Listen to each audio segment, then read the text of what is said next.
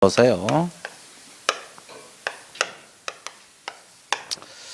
자, 거기 보증금 차임 밑줄 그어보세요. 보증금 차임 등이 경제사정 변동으로 상당하지 않을 때 당사는 장래에 대해서 증감 동그라미, 증감을 청구할 수 있는데 증액 동그라미, 증액은 20분의 1 금액을 초과하지 못한다 이렇게 나와 있잖아요. 그러니까 보증금 차임 올릴 때 5% 20분의 1 5% 초과하지 못한다.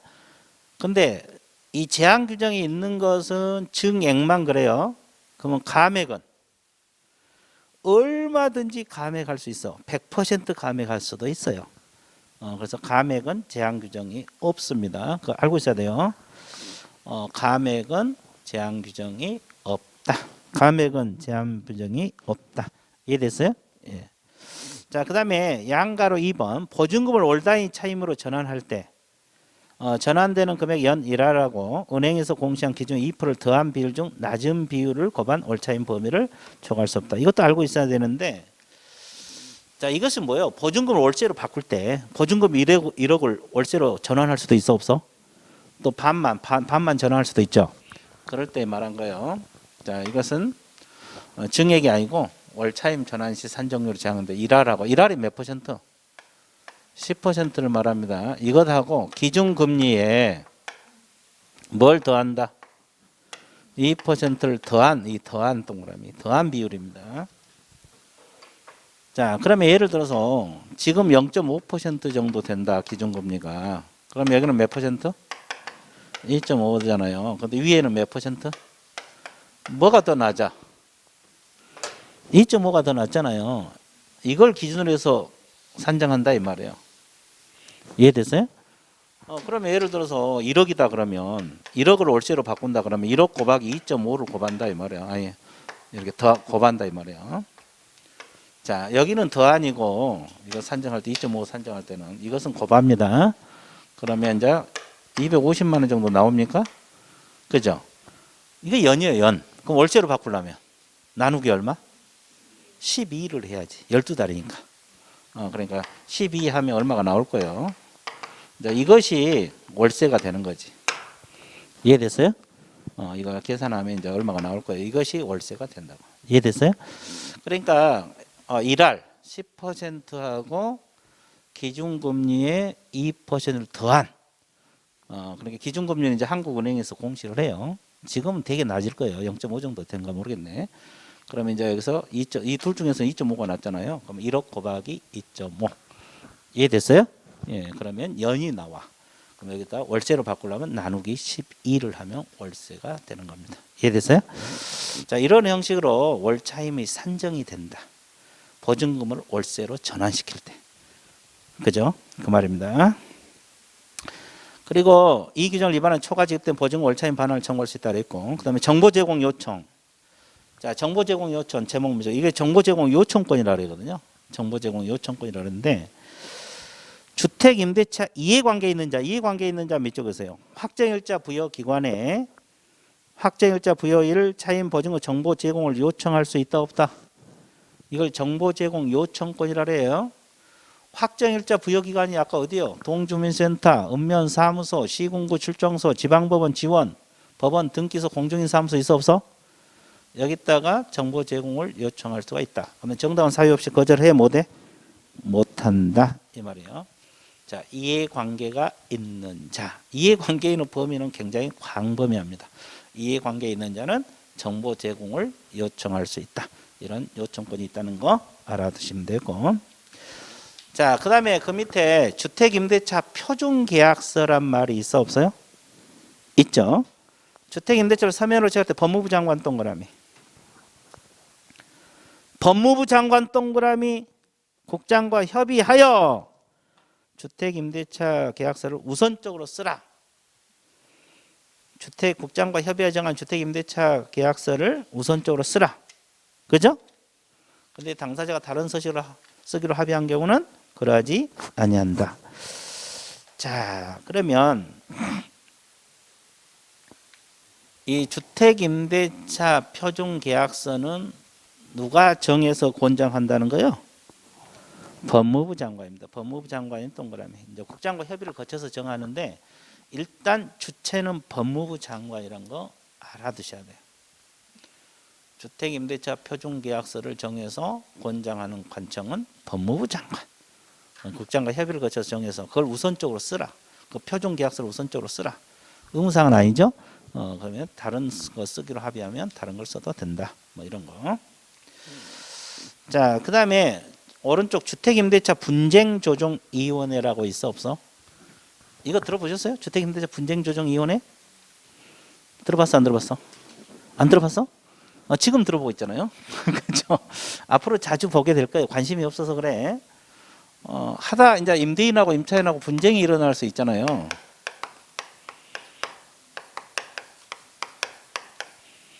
조정위원회잖아요. 주택임대차 분쟁조정위원회 몇 가지 정리할 건데 이것은 첫째 줄 후단 밑줄 보세요. 대한법률구조공단 지부 동그라미. 대한법률구조공단 들어보셨죠? 지부 동그라미. 그리고 한국토지주택공사 지사사무소 동그라미. 자, 그 다음에 한국부동산은 지사사무소 동그라미. 여기다가는 이원수 외우지 말고 네 번째 줄 둔다 동그라미. 자, 대한법률구조공단 지부 한국토지주택공사 지사 또는 사무소 부동산원도 지사 또는 뭐다? 사무소. 여기는 주택임대차 분쟁조정위원회를 반드시 둬야 돼. 둔다 했다 동그라미 둔다. 둔다가 키포인트예요. 근데 그 밑에 특별자치시 광역시 특별자치도 이걸 줄여서 시도라래. 시도는 둔다 했어요. 둘 수 있다. 둘 수 있다 동그라미. 여기는 둘 수 있답니다. 여건을 고려해서. 자, 주택임대차 분쟁조정위원회라고 있거든요. 주택임대차 분쟁조정위원회라고 있는데 대한법률구조공단 지부 토지주택공사 지사사무소 부동산 지사사무소를 반드시 둬야 되고 시도에는 둘 수 있다 이 말이야. 그럼 뭘 분쟁하기 위해서? 아니 그 분쟁 조정 사항이 있어요. 나중에 공부할 건데 임대차 기간에 관한 분쟁 이런 거, 차임 보증금 증감에 관한 분쟁, 차임 보증금 올리고 내리고 이거 분쟁이 일어날 수 있잖아요. 또 기간 몇 년이냐 이거 분쟁이 일어날 수 있잖아요. 또 임대차 기간이 끝나면 주택 돌려주고 보증금 돌려받죠.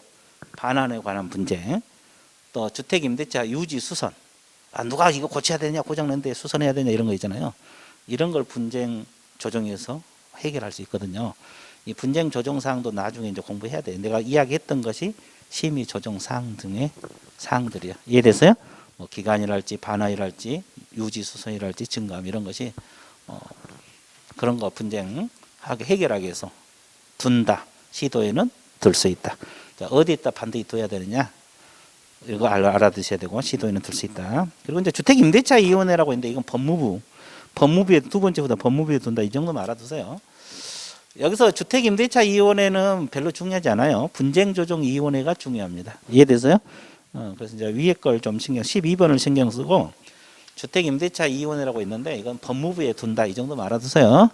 임대차위원회라고 있는데 법무부에 둔다. 그리고 강행구정 임차인과 임차 약정으로 임차인에게 불리한 것은 효력이 있다 없다? 없다. 이걸 편면적 강행규정. 자, 그렇습니다. 이해되셨죠? 그래서 이제 주택임대차보호법이 끝났어요? 안 끝났어요? 끝났죠. 그 상가건물 임대차보호법 있잖아요. 거의 주임법하고 똑같아요. 원리는. 내용만 조금 달라. 내용만 조금 달라서 여기 거의 안 써놨잖아요. 거기 안 써놨어요. 유사하다 그렇게만 써놨잖아요. 나중에 기본서 나오면 상가건물 임대차보호법은 써서야 할 거예요. 그 네 줄은 유사하다. 다른 것도 있어요. 근데 거의 비슷해요. 주임법만 제대로 공부하면 상임법은 차이점만 짚으면 공부가 끝나요. 이해됐어요? 원리는 똑같거든요. 자, 그래서 끝났습니다. 그 다음에 이제 뭘 공부하러 떠나야 돼요? 경매 떠나야 됩니다. 경매는 사실 뭐 기초 단원에서 사실은 뭐 할 사항이 아니거든요. 근데 이제 뭐 한번 간단하게 한번 짚어볼게요. 경공매 관련해서 여기서 이제 한 두 문제, 한 두 문제 많이 나오면 두 문제 정도 나올 거예요. 자, 근데 경공매도 공부하면 맞힐 수가 있다. 왜? 뭐 내용이 어렵게 나오지 않아요. 우리 과목에서. 그래서 이제 경매. 자, 그래서 이제 우리가 경매를 한번 봐드릴게요. 경매는 크게 두 가지로 나눠요. 사경매하고 공경매가 있어요. 사경매는 이게 개인들이 하는 거고, 공경매가 있어요. 이거 이제 국가기관들이 하는 거죠. 공매 분류. 공경매는 또 경매하고 공매로 분류가 됩니다.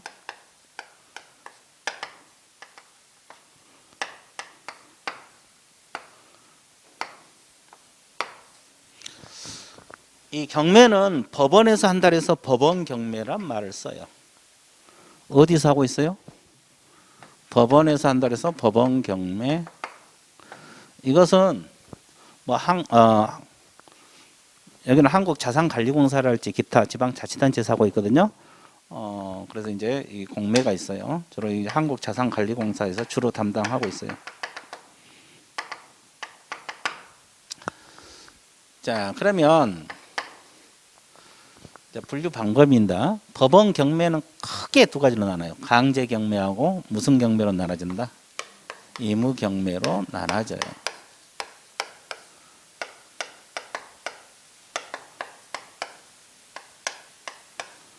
자, 이렇게 크게 두 가지로 분류가 된다. 됐어요? 그리고 이제 공매는 또 세 가지가 있어요. 뭐 비업무용 부동산 공매. 뭐 처음부터 이거 뭐 다 분류 방법 자체도 힘들 수가 있죠. 그냥 들어봐요. 압류 부동산 공매, 유입 부동산 공매가 있어요. 자, 유입, 압류, 비업무용 공매 이렇게 나눠진다. 그래서 이제 공매보다는 이제 우리가 시험은 이제 여기요. 이걸 이제 주로 공부할 겁니다. 여기서 이제 시험이 나오는 거죠. 공매는 이제 비교 문제가 나올 수 있어요. 이게 경매하고 비교 문제가 나올 수 있는데 자주 안 나오고 우리가 주로 공부할 것은 이제 경매 파트, 법원 경매 파트에서 주로 공부를 합니다. 이해됐어요? 그러면 이제 강제 경매란 건 뭐냐? 집행 권한을 가지고 하는 경매를 말합니다. 집행 권한. 판결서 생각하면 돼요. 뭐 판결서 같은 거.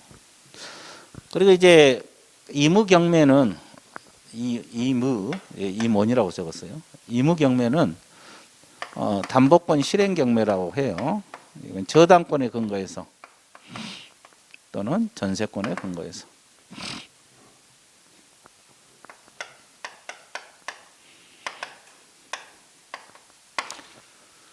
이루어진 경매를 말한다. 이해됐어요? 예. 그래서 이제 거기 여러분들 맨 밑에 봐보세요. 경매 129페이지 마지막 제출.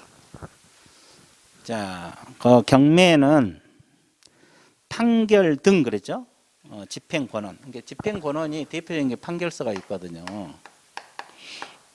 이런 거. 자, 이거 기초해서 하는 무슨 경매하고 강제 경매 몇 적었어요. 이걸 통틀어서 이제 법원 경매인데 법원 경매는 이렇게 강제 경매가 있다. 집행 권한을 가지고 하는 경매다. 됐어요? 자, 의무 경매는 거기 담보권 실행을 위한 경매 가로 안에 강학상 무슨 경매? 의무 경매를 한다. 이게 이제 저당권이나 전세권에 근거해서 이루어진 경매를 말합니다. 이해됐어요? 그래서 이제 경매는 크게 강제 경매하고 무슨 경매가 있다? 의무 경매가 있다. 그 정도 알아두세요. 저당권이나 전세권에 근거해서 이루어진 경매를 의무 경매, 집행 권한을 근거해서 이루어진 경매를 강제 경매. 됐어요? 그래서 일단 법원 경매는 강제 경매하고 의무 경매로 분류된다. 일단 복잡하니까 이것만 알아두세요. 공매 같은 건 나눴고. 강제 경매하고 의무 경매가 있다. 집행 권한을 가지고 하는 경매가 강제 경매다. 담보권 실행 경매가 의무 경매다. 이해됐어요? 정리되고 있어요? 좋아요. 이제 그 정도 공모 분류 방법. 자, 그 다음에 이제 우리가 뭘 공부해야 되냐면, 그 D페이지 넘어가세요. 190페이지 보면 권리 분석 있잖아요. 이제 경매에서는 이 권리 분석하고 경매 절차, 이게 이제 키포인트예요. 이 두 가지가 이제 핵심인데, 권리 분석하고, 권리 분석 한번 봐볼게요. 권리 분석은 크게 이제 수가 있어. 소멸되는 권리, 소멸주의. 인수되는 권리, 인수주의. 이렇게 두 가지를 공부할 거예요. 자, 그러면 어떤 것이 소멸되는 거, 인수되는 개념 잡아드릴게요. 개념. 이 건물이라고 가정을 해봐요. 가장 선순위로 저당권이 설정돼 있고, 두 번째가 전세권이 설정돼 있고, 세 번째가 임차권이 설정돼 있다. 네 번째가 뭐 근저당권이 설정돼 있다. 가정을 해볼게요. 그럼 우리 경매로 샀어요. 1억에 샀다 가정을 해봐요. 그러면 이제 여기서 이 말소 기준이 되는 권리들이 있거든요. 이 말소 기준 권리는 좀 이따 할 건데, 말소 기준이라는 것은 뭐냐면 소멸되냐 인수되냐 기준을 잡는 권리다. 기준. 그러면 여기서 말소 기준은 결론부터 이야기할게요. 이게 말소 기준이 돼요. 왜 말소 기준이 될까? 그것은 좀 이따 보기로 하고, 이 저당이 말소 기준 권리가 되고, 여기서는 이건 원래 없어진 권리예요. 그리고 밑에 것은 다 없어져요. 그러니까 기준 밑에 있는 권리는 싹 없어져요. 그래서 소멸된다 그래요. 이걸 무슨 주의? 소멸주의. 그럼 의뢰 입장에서는 좋아요, 안 좋아요? 좋은 거죠. 왜? 경매에 들어가기 전에는 권리가 몇 개가 붙어 있었어? 4개가 붙어 있잖아요. 저당까지. 근데 경매에 넘어가니까 다 없어져 버려요. 깨끗해. 깨끗한 물건 산 거예요. 그죠? 이것은 의뢰 입장에서 본 거예요. 이 사람이 물건 샀을 때 이런 권리가 안고 샀냐 없이 샀냐 그걸 말한다고. 그죠? 그래서 다 소멸된다 그래서 무슨 주의? 소멸주의. 그리고 이제 이 사람들은 이제 이 1억은 배당 순서대로 이제 배당 받고 나가겠지. 배당 순위는 별개 문제고, 누가 먼저 배당 받느냐 아까고 최우선 변제도 있고 우선 변제도 있고 막 그러잖아요. 그럼 별개 문제고, 일단 의뢰 입장에서 보는 거예요. 의뢰 입장에서 이 권리를 안고 사냐 없이 사냐. 다 없어진다 그래서 무슨 주의? 소멸주의.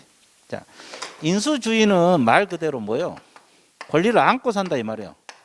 예를 들어서 가장 선순위로 저당권, 두 번째가 전세권, 두 번째가 저당, 3번이 임차권이 있다 가정을 해봐.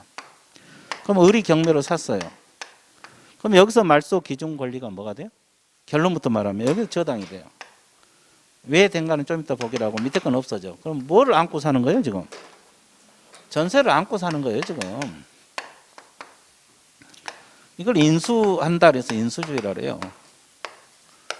원칙적으로 안고 사는 거예요. 그럼 전세권자가 병이 있는데 전세금 3천만 원에 산다. 전세금 3천만 원에 산다 그러면 이 사람은 전세를 안고 산 거잖아요. 그러니까 1억에 산 게 아니라 1억 3천에 산 거하고 똑같아요. 왜? 나중에 전세금 내서 보내야 돼, 안 보내야 돼? 보내야 돼. 그러면 여기서 위험성이 있는 것은 소멸주의가 위험성이 있는 거예요? 인수주의가 위험성이 있는 거예요? 인수주의가 위험성이 있는 거죠. 안고 산다, 권리를. 이해됐어요? 우리가 경매를 안 사더라도 권리를 안고 살 수도 있어, 없어? 있죠. 뭐 임차권 설정돼 있는 건물 살 수도 있잖아요, 주택. 이해됐어요? 그러죠. 그러면 이제 뭐가 소멸되는 권리고 뭐가 인수되는 권리냐, 이걸 이제 알아야 돼요. 그럼 무조건 소멸되는 권리가 있어요. 이건 무조건 외워야 돼요. 이건 이제 저당권하고 근저당권, 자, 압류 등기하고 가압류 등기가 있어요. 그 다음에 담보 가등기가 있어요. 무슨 가등기? 담보 가등기. 자, 이 권리들이 있잖아요. 이건 무조건 외워야 돼요. 자, 이 권리는 무조건 소멸되는 권리예요. 그러니까 앞에 있든 뒤에 있든 무조건 소멸돼요. 됐어요? 무조건 경매 넘어가면 무조건 없어지는 권리더라고. 무조건 없어진다. 그리고 말소 기준 권리가 될 수 있어요. 말소 기준 권리 개념 잡아드릴게요. 이거 뜻이 뭐예요? 소멸되느냐 이 기준 잡는 권리다 이 말이에요. 소멸되냐 인수되냐 기준을 잡는 권리다 이 말이에요. 말소 기준이라는 것은. 이해됐어요? 그러면 이 말소 기준 권리 개념 잡습니다. 말소 기준 권리는 이 중에서 가장 먼저 설정된 것이 말소 기준 권리가 돼요. 이 소멸되는 권리 중에서 가장 먼저 설정된 권리가 말소 기준 권리가 돼요. 자, 봐보세요. 그럼 여기서 무조건 소멸되는 권리는 저당도 있고 뭐가 있어요? 두 개가 있잖아요. 그 중에서 이거의 앞에 것이 먼저 설정된 게 말소 기준이야. 그죠? 그리고 이거는 무조건 소멸되는 권리니까 원래 없어지고 밑에 건 다 없어진다 이 말이에요. 됐어요? 그걸 기준으로 해서 밑에 건 다 없어진다 이 말이에요.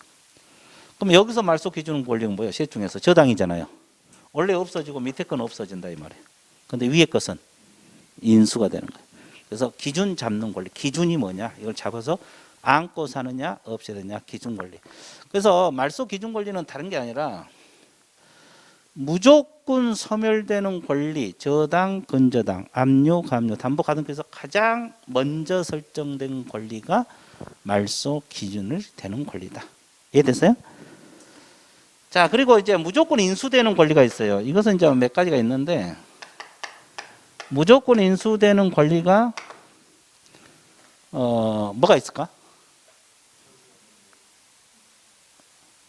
법정지상권, 분묘기지권 이런 거 있어요.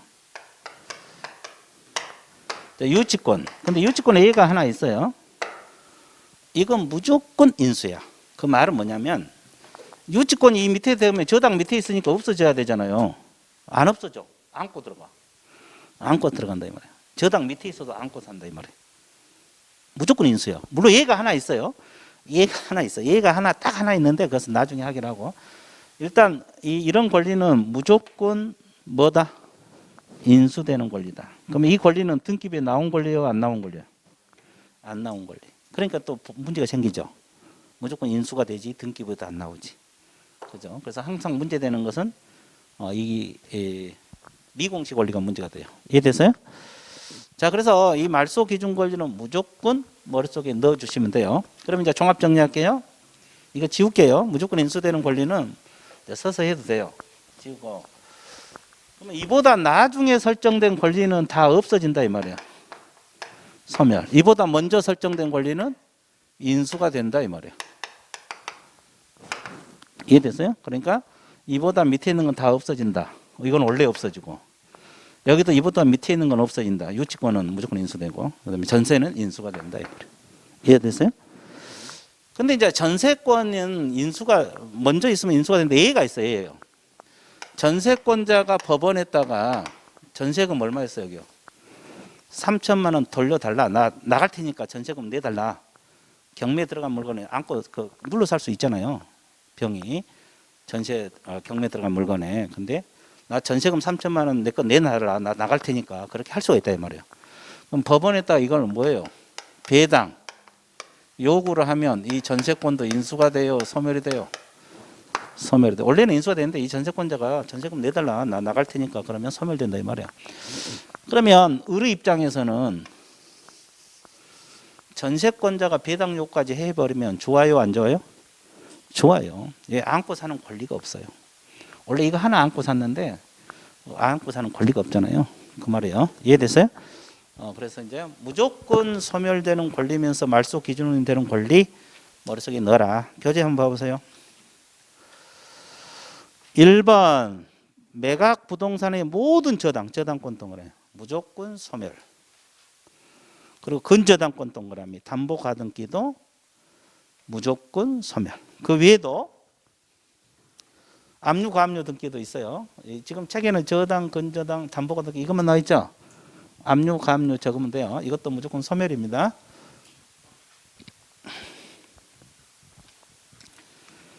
압류, 가압류 등기도 무조건 뭐다? 소멸되는 권리다. 무조건 소멸되는 권리다. 압류, 가압류 등기도 무조건 뭐다? 소멸되는 권리다. 그 다음에 양가로 2번. 지상지역 전세 임차권은 저당, 압류, 가압류 중에 대항할 수 없다. 대항할 수 없다는 말은 위에 있다는 거요, 밑에 있다는 거? 이보다 밑에 있다 말이에요. 말소 기준 권리보다 밑에 있다 이 말이에요. 그럼 무조건 소멸. 보세요. 뭐 지상권이랄지 이거 이 저당보다 밑에 있으면 무조건 없어진다 이 말이에요. 됐어요? 자, 그다음에 자, 저당에 대항할 수 없다. 대항할 수 없다는 말은 저당보다 밑에 있다 이 말이에요. 밑에 늦게 설정된 가등기, 환매등기도 뭐다 무조건 소멸. 그럼 반대해서 가면 그보다 위에 있으면 무조건 인수. 그렇게 되는 거지. 이해되셨어요? 이게 좀 말소 기준 권리만 머릿속에 넣어놓으면 편해요. 머릿속에 연기 무조건 넣으라 그랬어요. 그리고 유치권하고 법정지상권은 매수인이 뭐 한다? 무조건 인수되는 권리 중에 하나입니다. 물론 유치권은 하나 예외가 있어요. 유치권은 하나가 딱 예외가 있어요. 그것은 나중에 하기로 하고 일단 인수. 자, 매수인은 유치권은 담보된 채권을 변제할 책임이 있다. 유치권을 안고 살기 때문에 변제를 하라 이 말이에요. 그래서 일단은 이런 권리들이 무조건 소멸되는 권리이자 말소 기준이 될 수가 있는 권리다. 이렇게 공부를 해주면 좋겠어요. 이해됐어요? 이렇게 머릿속에 넣어놓은 게 좋아요. 평생 써먹어. 평생 써먹어. 그죠? 네, 아주 좋았어요. 그죠? 자, 그 다음에 이제 뭘 공부하러 떠나야 되냐? 경매 절차 들어갑니다. 자, 경매 절차에서 뭐 한 문제 정도 나오거든요. 끊임없이 출제가 되고 있는데 뭐 수험생들이 어렵게 느낀 파트가 절차예요. 사실 절차. 이 경매 절차가 어렵게 느끼죠. 왜냐하면 이 절차 그러면 일단 흐름을 알아야 되잖아요. 흐름을 알아야 되고 내용도 알아야 되고 흐름을 먼저 알아야 되거든요. 근데 그 흐름 잡기가 쉽지가 않잖아요. 자, 그러면 이제 뭐 여기서 뭐 지금 단계에서 뭐 가볍게 한번 봐주세요. 이제 경매 절차. 지금 당장은 다 머릿속에 안 넣어도 돼요. 아직 시간이 있으니까.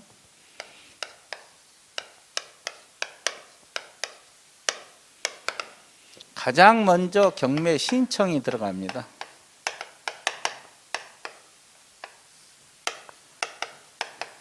법원에다가 채권자들이 경매를 신청하겠죠. 그죠? 그죠? 돈 안 주니까 경매 신청 들어간 거 아니에요? 뭐 강제 경매가 됐건 임의 경매 됐건 그렇죠? 자, 그러면 이제 법원에서 뭘 하냐? 경매 개시 결정을 하게 됩니다.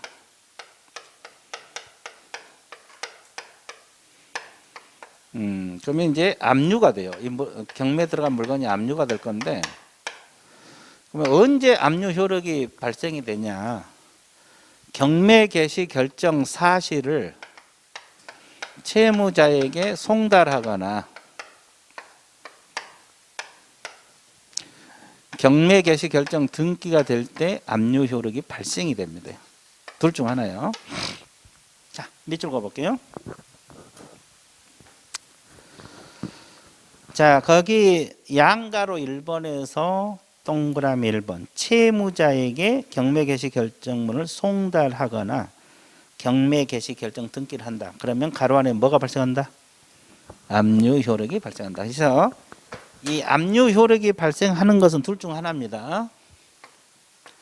이 압류 효력이 발생하는 이 경매 개시 결정 사실을 채무자에게 송달하거나 경매 개시 결정 뭐가 될 때?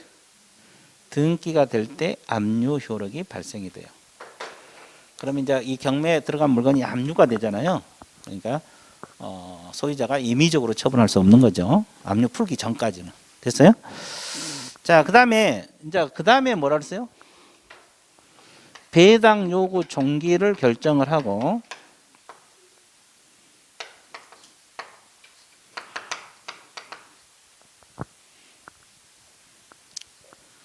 공고를 하게 됐어요. 배당 요구를 잡아요. 언제까지 배당 요구하라 날짜를 잡아서 공고를 해요. 미리 공고를 해야 되거든요. 미리 공고를 해야 돼요. 이건 나중에 자세히 하기로 하고. 그러면 첫째 줄 한번 보세요. 거기 동그라미 1번 보면 법원은 배당 요구할 종기를 1000메가길 이전, 이 지문이 엄청 중요하거든요.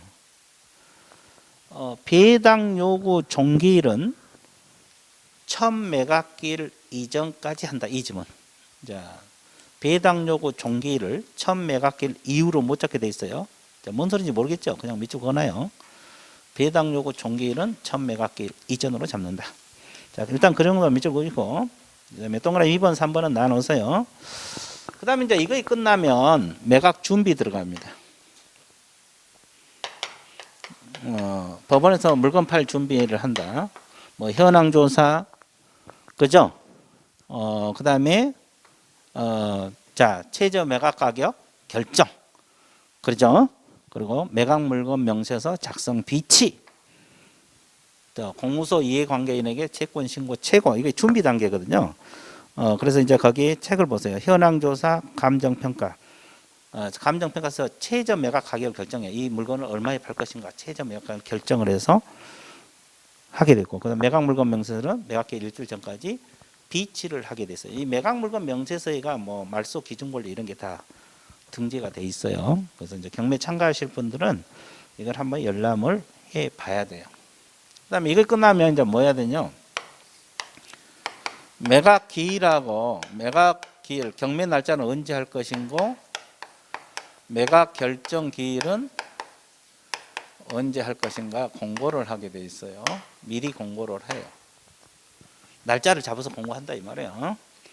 자, 그러면 이제 이거 끝나면 이제 매각 실시가 나오잖아요, 여러분들. 양가로 5번. 이제 양가로 5번, 6번, 7번에다 별표 치세요. 이제 경매 절차는 양가로 5번하고 6번하고 7번에서 거의 시험이 나와요.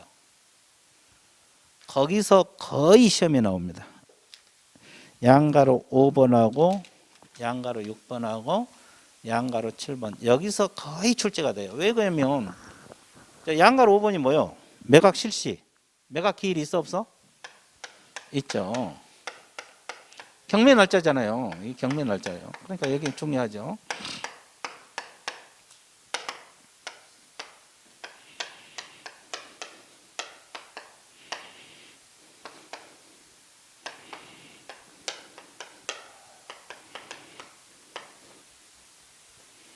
자, 이런 절차를 거치거든요. 자, 그러면 이날이 이제 경매한 날짜거든요. 그래서 이제 경매 방법이 있어요. 이걸 이제 매각 방법이라래. 그냥 들어봐요. 아직 시간이 있으니까 그냥 가볍게 들어보세요. 물건 파는 방법은 크게 세 가지 방법이 있어요. 호가 경매, 기일 입찰, 기간 입찰 제도가 있어요. 호가 경매. 호가가 뭐예요? 부를 호자, 가격을 불러서 구두로 한다 이 말. 구두로. 내가 이걸 얼마에 사겠느냐 이렇게 구두로 던져. 얼마에 살 이거? 이걸 1억 5천에서 아 그래 낙찰. 더 제시할 사람 없잖아요. 2억? 이거 하나 1억 5천. 아 추웠어요. 보통 내가 이거 제시하면 100원 그러다 1,000원 그러다 안 사. 뭐 그러다. 근데 1억, 아유 좋았어요. 아 좋았어요.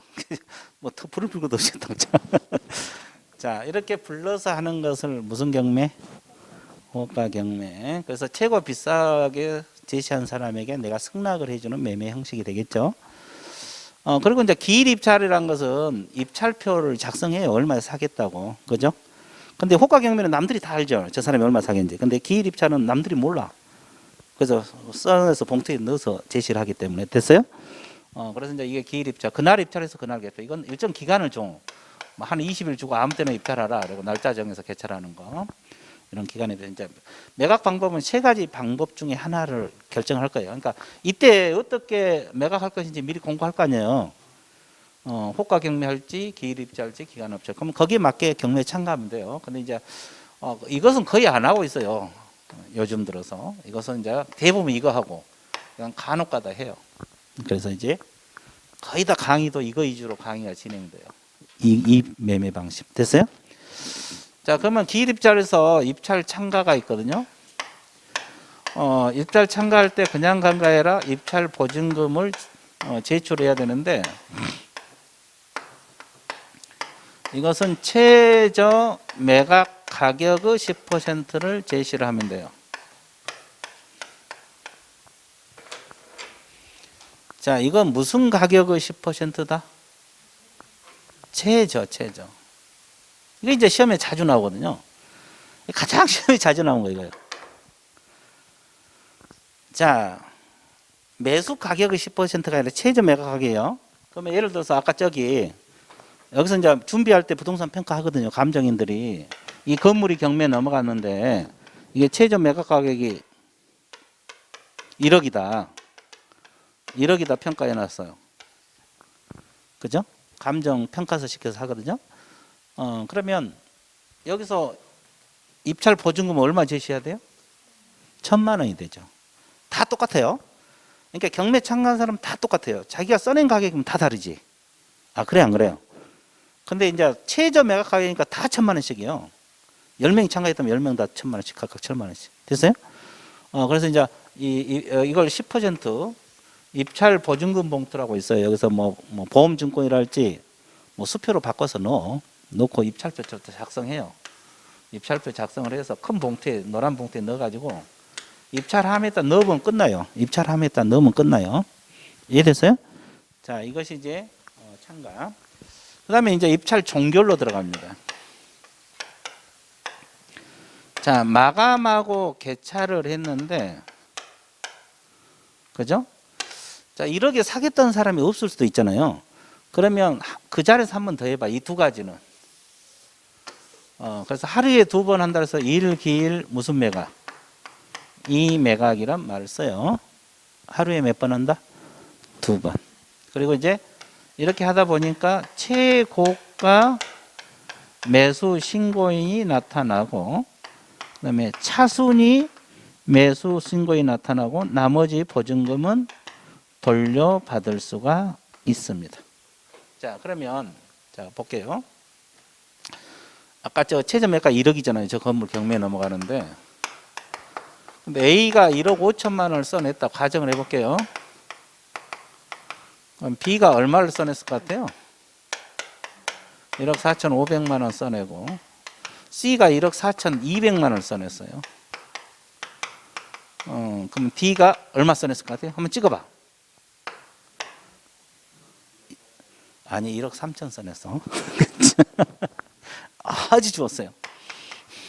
1억 3천만 원 써냈다. 그러면 이제 왜 내가 이렇게 잡았냐면 이해하기 편하게 해서 저렇게 잡은 거예요. 여러분들 이해 편하게. 그러면 A가 최고가 매수 신고인이죠.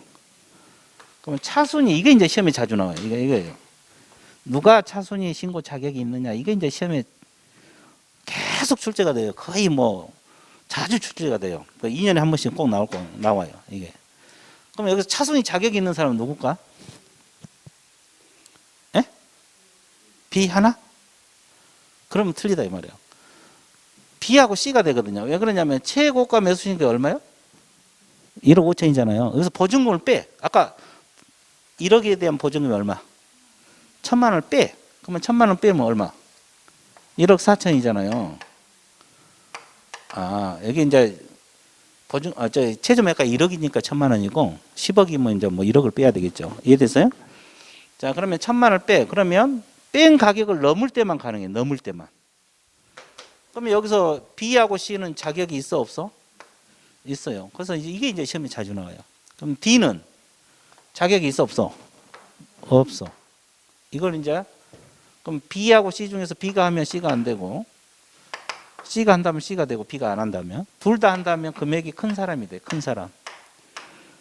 같으면 추첨이에요. 그럼 결론은 한 사람이죠. 근데 이 자격이 있는 사람이 시험에 자주 나온다고. 최고가 매수신고에서 보증금을 뺀 금액을 넘을 때만 할 수 있다. 뭐 할 때만? 넘을 때만. 근데 이제 B, C는 자격이 있는데 여기서 어차피 되는 건 한 사람이잖아요. 그러면 C가 될 수도 있는데 누가 됐다고 가정을 해봐. B. 그죠? 그러면 C하고 D는 이제 보증금 돌려받을 수 있어요. 보증금 돌려받는다고. 아까 얼마씩 다 납부했어요? 다 1,000만 원씩 납부했잖아요. 1,000만 원 받고 집에 가는 거죠. 자, 이것이 이게 이제 차순위, 이게 시험에 아주 자주 나오고 입찰 보증금 자주 출제가 되고 있고. 이해됐어요? 자, 그러면 여기서 봐보세요. 여기서 지워버릴게 복잡하니까. 밑으로 가는 것은 A가 최고가 매수 신고인 1억 5천 써갖고 된 거잖아요. 그러면 옆에서 삐졌다. 삐졌다는 말은 1억에 안 팔렸다. 유찰이 됐다. 그러면 다시 날짜를 정해서 팔아야 돼요. 이걸 세매각이라 할까요? 제매각이라 할까요? 제매각? 다시 했으니까 예, 여기는 세매각, 여기는 제매각, 여기는 제세, 제 세매각입니다. 세매각. 이것도 세매각이라 그래요. 무슨 매각? 세매각 또는 신경매 이렇게 표현하거든요. 세매각이라 그래요. 이걸 무슨 매각? 그러면 자, 아까 얼마의 경매에 넘어갔는데 지금 안 팔린 거예요? 1억. 그럼 또 1억부터 이 날짜에 또 1억부터 최저 매각을 하면 또 안 팔리겠죠. 그러니까 이걸 다운시켜. 이 다운시키는 걸 저감률이란 말을 써요. 저감한다는 말 쓰고 비율을 저감률이라 그래요. 그럼 경매에서 저감률 보통 20% 정도 되거든요. 일반적으로. 반드시 그런 건 아니고 일반적으로. 그러면 저기서는 이제 8천부터 시작하는 거예요. 8천부터. 한 번 더 유찰이 되면 6,400. 8천에 대한 20%. 6,400. 이렇게 들어간 거예요. 그럼 몇 번 유찰되면 반값 이하로 떨어져 안 떨어져? 3번만 유찰돼도 반값 이하로 떨어져 보잖아요. 경매로 싸게 산다는 말은 이거예요. 이거. 달리 싸게 산단 말이 아니에요. 유찰됐을 때. 유찰이 몇 번 되면 반값 이하로 떨어지잖아요. 유찰이 안 되면 싸게 산 게 아니에요. 이해됐어요? 자, 그 말이요. 자, 그래서 여기까지 밑줄 긋고요. 자, 양갈 5번. 자, 밑줄 보세요. 부동산 매각은 매각 기일에 하는 무슨 경매? 호가 경매. 매각 기일에 입찰 개찰하는 기일 입찰 동그라미. 입찰 기한에 입찰하는 매각 기일 개찰하는 기간에 있죠. 몇 가지? 세 중 하나 집행 방법이 법원에서 정한 매각 방법에 의해서 이루어진다. 자, 매각 방법은 몇 가지 종류가 있다? 3가지. 이렇게 공부하면 돼요. 뭐 중개사 시험에서 경매가 아주 깊게 나오진 않아요. 이해됐어요? 자, 그 다음에 2번 기일 입찰에서 매수 신청 보시면 무엇을 10%? 그러면 어디 있다 동그라미? 최저 매각 가격이 있다 동그라미. 10%는 공부 안 해도 안 잊어먹어. 이건 안 잊어먹어. 이건 절대 안 잊어먹을 거고 이걸 신경 써야 돼요. 이거 10%를 외우지 말고 이걸 외워야 돼요. 특히 최저. 이해됐어요? 매각 가격이 10% 그러면 틀려버려요. 최저 매각 가격의 10%. 자, 이거 키포인트고. 그다음에 동그라미 3번. 이거 시험 자주 나온다 그랬잖아요. 동그라미 2번, 3번이 자주 나오는데 차순위 매수 신고는 최고가 매수 신고에서 뭘 뺀? 보증 금액을 뺀 금액을 넘는 때만 할 수 있다. 그러면 아까 우리가 1억에 대해서 보증금이 1,000만 원이잖아요. 그러니까 최고가 1억 5천에서 보증금을 1,000만 원 뺀 금액을 뭐 할 때만? 넘을 때만. 그러니까 BC만 된다 이 말이에요. 이상이 아니라 초과입니다. 초과. BC만 된다. 그래서 D는 자격이 없다. 이해됐어요? 그래서 BC만 된다. 물론 이제 한 사람이 되겠지만 일단은 그 자격은 넘을 때만 할 수가 있다. 이해됐어요? 예. 이게 이제 시험에 자주 나오고. 이해됐어요? 자, 그 다음에 4번. 유찰시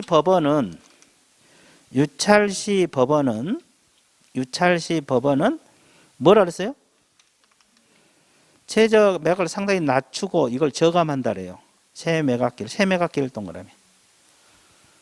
그러면 낮춘다는 말이 저감한다. 그 말이고 비율을 저감률이라 그래요. 이게 몇 %? 20%다 이 말이에요. 통상 20%. 반드시 그런 게 아니고. 그리고 무슨 매각이라 그랬어요? 세매각기이라 그랬잖아요. 세매각! 그쵸? 제매각 아니라 무슨 매각? 세매각이다. 여기까지 이해되셨어요? 그 다음에 6번에 매각 허가 불허가 결정에서 매각 결정기일. 그 가로 안에 뭐라 그랬어요? 매각 결정기일이라고 했죠. 매각 기일에서 뭐가 더 들어가? 결정이라는 단어가 더 들어가잖아요. 그죠? 이제 처음 공부하신 분들은 이것도 헷갈리니까 결정했다 동그라미. 자, 그래서 매각 기일하고 매각 결정 기일이 있어요. 그럼 매각 결정 기일은 뭐 하는 날이냐? 뭐 하는 날이겠어요? 이 A에게 매각을 허가할 것인지 불허가 할 것인지 결정한 날이에요. 그러면 비싸게 써냈다고 무조건 허가를 해준 게 아니고 조건이 맞아야 돼. 그래야 허가를 해주겠죠. 그럼 밑으로 가는 것은 허가 받는 거고, 밑으로 가는 거 허가 받는 거고, 옆으로 삐진 것은 허가 받았어, 못 받았어? 못 받았어. 자, 여러 가지, 불허가 사유는 여러 가지가 있겠지만, 경매에 참가할 수 없는 자가 참가하거나, 그죠? 참가할 수 없는 자, 예를 들면 아까 그 감정평가사들이 자기 경매 물건 평가했잖아요. 그분들이 참가하면 되겠어, 안 되겠어? 안 돼. 그분도 참가할 수 없어요. 법관도, 관여한 법관도 안 되고. 그죠? 그래서 이제 이런 사람 참가할 수 없고, 또, 농지를 경매로 취득하려면 이날까지 농지 취득 자격 증명원을 제출해야 돼요. 이날까지. 농지증. 들어보셨죠? 제출하지 않으면 불허가 나와버려요. 이런 거 이제 불허가 사유 중에 하나예요. 여러 가지 있겠지만. 그럼 불허가 나버리면 다시 날짜를 정해서 팔아야 돼, 안 팔아야 돼? 이걸 새 매각이라 할까요? 재매각이라 할까요? 재매각? 아까 새 매각 했으니까 강력 주장하십니까? 날씨가 이렇게 추워졌는데 손이 꽁꽁 얼어붙은데 아주 추웠어요. 새 매각입니다. 이것도 새 매각. 이것도 무슨 매각? 새 매각. 근데 차이가 뭔지 아세요? 위에 새 매각하고 밑에 새 매각 차이. 이건 저감을 안 해. 저감률이 없어. 비싸서 안 팔린 거요. 허가가 안 돼서. 근데 싸게 팔 이유가 없지. 그죠? 그래서 이제 이건 저감률이 없는 세매가. 자, 밑줄 볼게요. 자, 동그라미 1번에 보면은 매각기도 일주일 이내에도 밑줄 보세요. 최고가 매수 신고인에 대해서 허가 불허가 결정 선고를 한다 그랬죠. 최고가 A 칠판에서. 그리고 이제 경매 관청 증명 허가를 필요한 경우 농지증 같은 거 이날까지 제출하라고 했죠. 안 하면 그죠? 2번에 농지증 제출하지 할지 뭐 경매 절차 하자가 발생하면 불허가 사유거든요. 저감 없는 무슨 매각? 세매각 동그라미 저감 없다 맺죠. 그러면 이것도 저감률이 있는 세매각이요, 저감률이 없는 세매각이요. 없는 세매각. 봐, 저감률 없다 그랬잖아요. 세매각이라고 나와 있죠. 이거 세매각 나와 있어요. 그리고 이제 3번 이제 이 불허가 했는데 불만 있는 사람들이 있어 없어? 그러면 법원에다 항고를 할 수 있어요. 왜 허가를 안 내줘? 뭐 이렇게 하면 그죠? 이때는 보증금을 할 때 공탁을 해야 되는데 매각 대금은 10%. 이건 매각 대금 동그라미. 이건 최저가 아니에요. 아까 입찰 보증금은 최저 매각 가격이 10%라고 했잖아요. 항고 보증금은 매각 대금은 10%예요. 매각 대금 동그라미. 똑같은 10%인데 여기는 매각 대금의 10%를 공탁을 하도록 되어 있어요. 공탁이란 게 뭔지 알죠? 법원에 또 맡기는 거. 여기까지 이해되셨어요? 그죠? 그 다음에 이제 7번 대금 납부 있잖아요. 대금 납부. 자, 위에다 적어 볼게요. 자, 7번 봐보세요.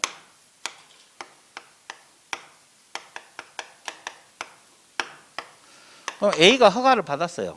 아까 A가 허가를 받았죠? 저쪽으로 삐진 건 끝내고 허가를 받았으면 A에게 대금 납부하라래요. 대금을 납부하라래요. 근데 이때는 기한을 정해줘. 기일을 정해준 게 아니라 기한입니다. 언제까지 납부하라. 예를 들어서 뭐 3월 10일까지 납부하라. 이걸 이제 기한 종료란 말을 써요.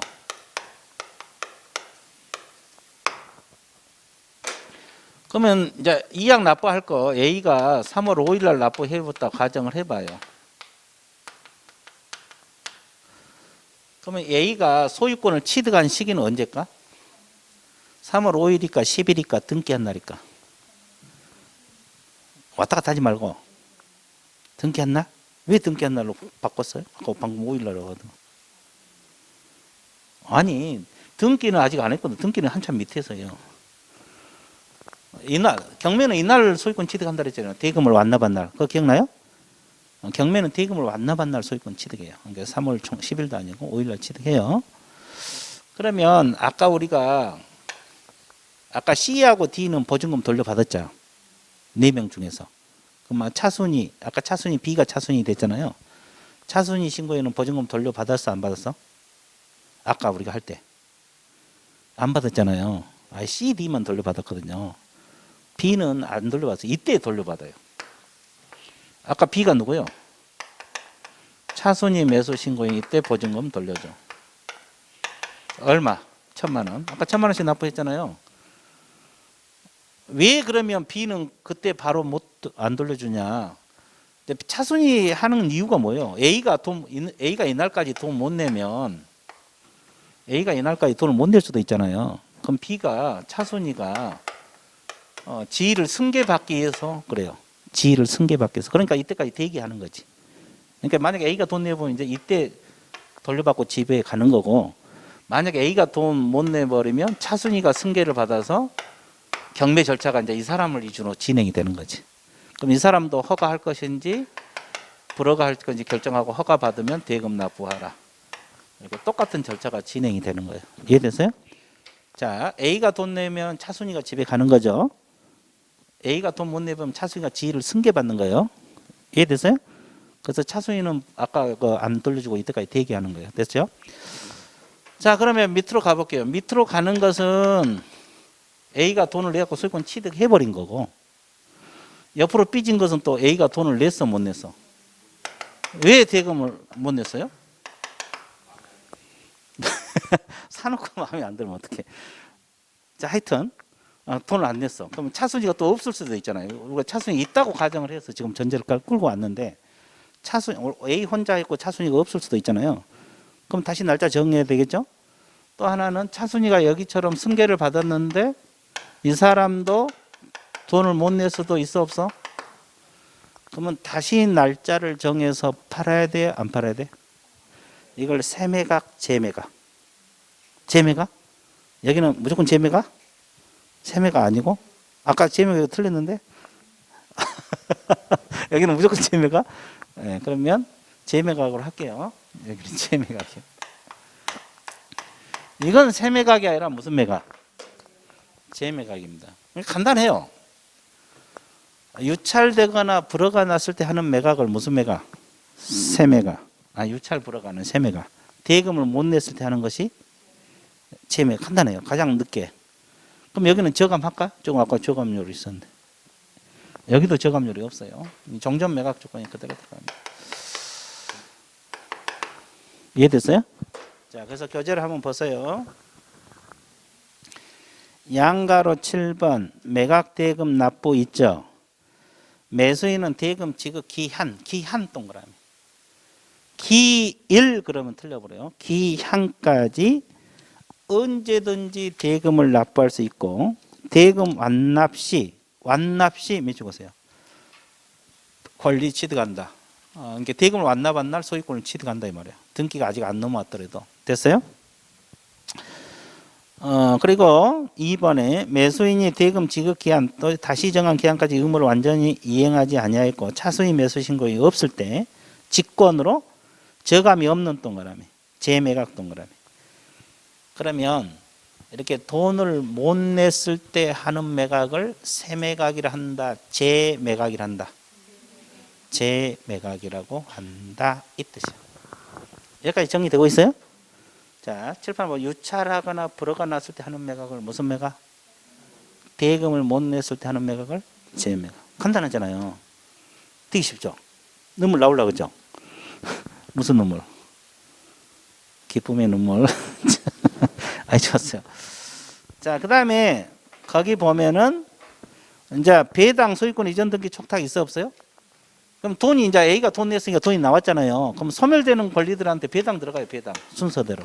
아까 배당 순서대로 배당 들어가고 소유권 이전 등기를 촉탁을 해줍니다. 아직 등기 아직 안 됐잖아요. 법원에서 촉탁을 해줘요. 그리고 이제 물건이 완전히 A에게 팔렸는데 안 비워줘. 그러면 자기가 쫓아낼 수는 없거든요. 법원에다 인도명령서를 제출해서 인도명령 신청을 하면 돼요. 그러면 집달관이 어떻게 해결해 주겠죠? 그래서 인도명령이 나와 있어요. 거기 인도명령 한번 보세요. 자, 인도명령 나와 있습니까? 뭐라고 나왔냐면 법원은 매수인이 대금을 낸 뒤 몇 개월 이내 6개월 이내에 몇 주 거세요. 자, 대금을 완납한 날을 기준으로 합니다. 자, 여기서 대금을 낸뒤 그렇게 표현했잖아요. 그러면 여기서 등기 한 날로부터 6개월 이내 그러면 틀려버려요. 자, 등기 한 날로부터 6개월 이내가 아니고 어떤 날로부터?